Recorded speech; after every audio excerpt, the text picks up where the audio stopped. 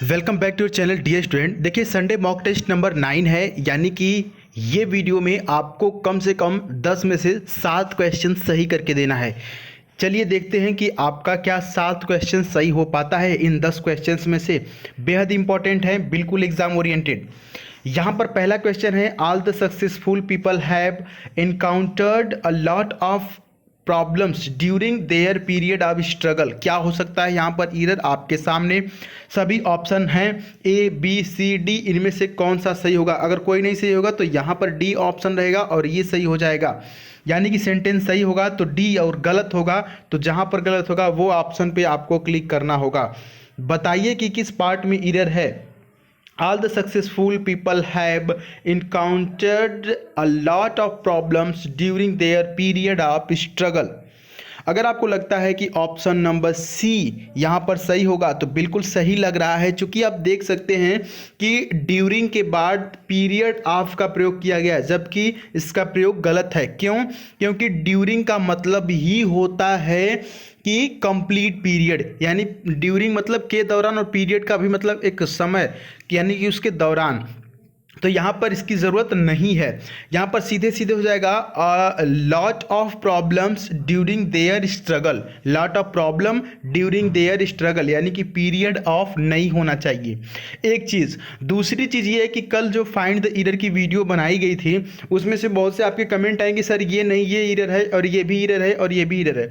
तो देखिए find the error वाले क्वेश्चन में एक से ज़्यादा एरर हो सकता है, ठीक है। कई बार ऐसा होता है कि एक सेंटेंस में एक से ज़्यादा एरर होता है, यानी कि ऑप्शन ए में भी हो जाता है और कई बार ऑप्शन सी या बी में भी हो जाता है।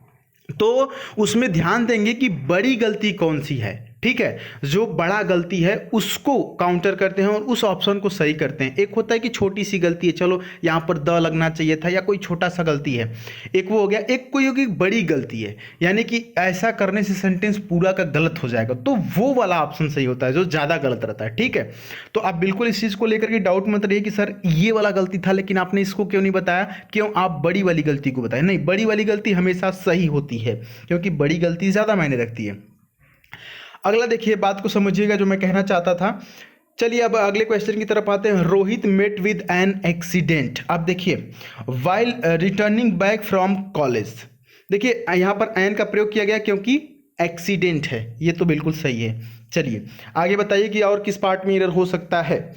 बिल्कुल, ये छोटी छोटी गलतियां जो होती हैं वो अगर दिख जाए तो कई बार बड़ी गलती भी आपको दिखाई देती है एक सेंटेंस में।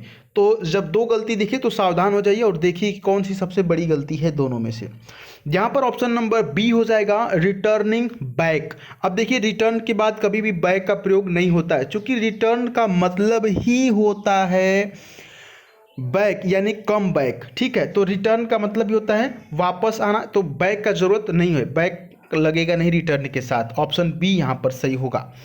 तीसरे क्वेश्चन की तरफ बढ़ते हैं। I will make the payment, I will make the payment either in cash else through cheque. अब बताइए क्या होगा, किस पार्ट में एरर है। ये तीसरा क्वेश्चन आपके सामने है, बहुत ही छोटा क्वेश्चन है और आप सही भी कर चुके होंगे। यहाँ पर ऑप्शन सी सही होगा। देखिए एल्स का प्रयोग नहीं होगा, आइदर के साथ और का प्रयोग होता है। इसको आइदर भी पढ़ते हैं और ईदर भी पढ़ते हैं, ठीक है। तो इसके साथ और का प्रयोग होता है, तो यहाँ पर होगा आइदर इन कैश और थ्रू चेक। अगले क्वेश्चन की तरफ बढ़ेंगे। अगला बेहद important question. Both Ramesh as well as his cousin took part in the marathon conducted in Mumbai few days back. बताइए क्या होगा यहाँ पर एरर। बेहद इंपॉर्टेंट क्वेश्चन, और एरर बहुत ही छोटा है, कंजंक्शन से एरर है, और कंजंक्शन के क्वेश्चन आपके एग्जाम में पूछे जाते हैं, इसलिए हम इसको शामिल करके यहाँ पर आपको प्रैक्टिस करा रहे हैं।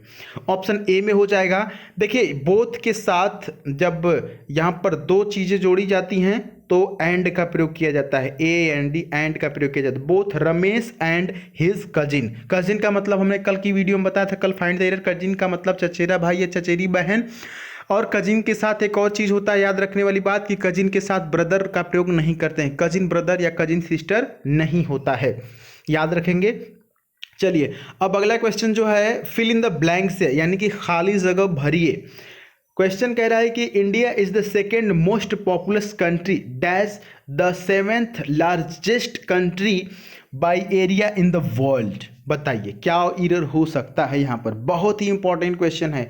कंसेप्ट लिखते चलिएगा, एक पेन और एक कॉपी अपने पास जरूर रखिए। जो भी चीज़ें आपको नई लगे, नहीं पता रहे, उसको नोट कर लिया करिए। यहाँ पर ऑप्शन सी सही हो जाएगा डियर स्टूडेंट, एंड का प्रयोग होगा।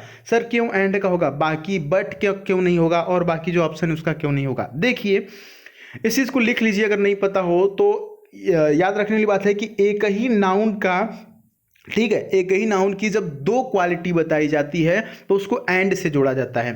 जैसे यहाँ पर सिर्फ इंडिया की ही बात हो रही है, नाउन तो एक ही है, इंडिया है, और ये क्या है, सेकंड मोस्ट पॉपुलस कंट्री है, और इंडिया ही 7th लार्जेस्ट कंट्री है बाई एरिया।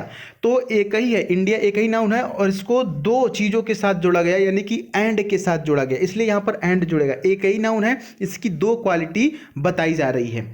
आगे है कि the mechanic dash the car according to his own liking. अब बताएं कि यहाँ पर क्या हो सकता है, किस ऑप्शन को यहाँ पर सही कर सकते हैं। यहाँ पर एक चीज़ जो लिखा हुआ है, देखिए ऑप्शन नंबर सी सही हो जाएगा। विल लगा के ट्विक, विल ट्विक। देखिए ट्विक का मतलब क्या होता है, इसका मतलब होता है ठीक करना, यानी कि मशीन आदि की कार्यप्रणाली को सुधारने के लिए हल्का फुल्का बदलाव लाना, जिसको बोलते हैं कि भाई मेरी कार जो है खराब हो गई, उसको ट्विक कर दीजिए, मतलब ठीक कर दीजिए, थोड़ा मोड़ा डैमेज होता है उसको ट्विक बोलते हैं, ठीक है। तो यहाँ पर ऑप्शन नंबर सी सही हो जाएगा। The mechanic will tweak the car according to his own liking, यानी कि मैकेनिक जो है वो अपनी मर्जी के अनुसार कार ठीक करेगा। ठीक है, उम्मीद है कि आपको ये चीज़ समझ में आया होगा। तो अब बढ़ते हैं अगले क्वेश्चन की तरफ। चलिए अगला क्वेश्चन आपके सामने, यहाँ पर सिमिलर वर्ड बताना है। सिमिलर वर्ड का मतलब होता है साइनोनिम। बताइए ये जो वर्ड दिया हुआ है यहाँ पर, कॉवेट, कॉवेट का मतलब आर यहाँ पर साइलेंट होगा, तो कॉवेट का मतलब होता है कूद पड़ना। बताइए यहाँ पर क्या हो सकता है, कौन सा ऑप्शन सही हो सकता है। जी बिल्कुल सही, जब मैंने बता दिया कि कूद पड़ना होता है तो आप तुरंत जंप पर क्लिक करेंगे और बिल्कुल सही करेंगे। जंप का भी मतलब होता है कूद पड़ना। यहाँ पर क्लाइंब है, क्लाइंब नहीं होगा क्योंकि क्लाइंब का मतलब होता है चढ़ना। ठीक है, क्रॉल का मतलब होता है घसीटना या मंद गति से चलना कह सकते हैं, और ड्रैग का मतलब आपको पता है खींचना या कि फिर घसीटना। आगे बढ़ते हैं अगले क्वेश्चन की तरफ। अगला देखिए यहाँ पर दिया हुआ है एट्रासिटी। एट्रोसिटी का मतलब होता है क्रूरता या कि बर्बरता कह सकते हैं। क्या होगा इसका साइनोनिम यहाँ पर? जी हाँ, ऑप्शन नंबर बी यहाँ पर हो जाएगा बार्बैरिटी। बार्बैरिटी का मतलब भी होता है बर्बरता या कि फिर क्रूरता। आगे बढ़ते हैं, आगे के ऑप्शंस में देख सकते हैं best expression, best one word substitute आपको यहाँ पर बताना है। क्वेश्चन है कि a short statement expressing a general truth. बताइए क्या हो सकता है यहाँ पर। कह रहा है कि एक संक्षिप्त कथन सामान्य सत्य को व्यक्त करता है। A short statement expressing a general truth क्या होगा?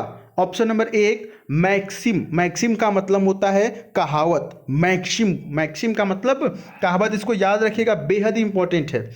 अगला भी एक वन वर्ड सब्स्टिट्यूशन से आपके सामने क्वेश्चन है। A girl with brown hair, यानी कि एक लड़की भूरे बालों वाली, ब्राउन हेयर वाली, उसको क्या बोलते हैं? देखिए इसके लिए इंग्लिश में एक शब्द है आपके सामने, ऑप्शन बी होगा ब्रूनेट। ब्रूनेट बोलते हैं। ठीक है, अगर कोई लड़की है उसका जो बाल है वो भूरा है या कि फिर या भूरा कलर की जो बाल होते हैं ब्राउन कलर के होते हैं, उसको बोलते हैं ब्रूनेट। ठीक है, याद रखेंगे, ये काफ़ी इंपॉर्टेंट शब्द है। और यहाँ पर जो ऑप्शन नंबर ए है डैश डैमसेल। डैमसेल का मतलब भी होता है युवती होता है, युवती यानी कि वही लड़की। और लैसी का भी मतलब होता है युवती या लड़की। और अगला जो है मैडेमिसेल। मैडेमिसेल का मतलब भी होता है कुंवारी कन्या। ठीक है, इसका मतलब क्या होता है? कुंवारी कन्या। तो डियर स्टूडेंट ये 10 क्वेश्चन आपके सामने, और अब आप कमेंट करके बताइएगा कि 10 में से आपके कितने क्वेश्चन सही हुए। ठीक है, साथ ही साथ अगर आप इंस्टाग्राम पर नहीं जुड़े हैं तो लिंक डिस्क्रिप्शन में, वहाँ पर जुड़िए। हमें हार नहीं माननी चाहिए और समस्या को हमें हराने की अनुमति नहीं देनी चाहिए। जब तक तोड़ेंगे नहीं तब तक छोड़ेंगे नहीं। कुछ इसी सोच विचार से जोश और जुनून के साथ प्रैक्टिस करते रहिए, हम आपके साथ हैं। ऐसे ही बैक टू बैक वीडियोस के माध्यम से आपकी हेल्प करते रहेंगे। मिलेंगे नेक्स्ट वीडियो में, तब तक के लिए जय हिंद, वंदे मातरम।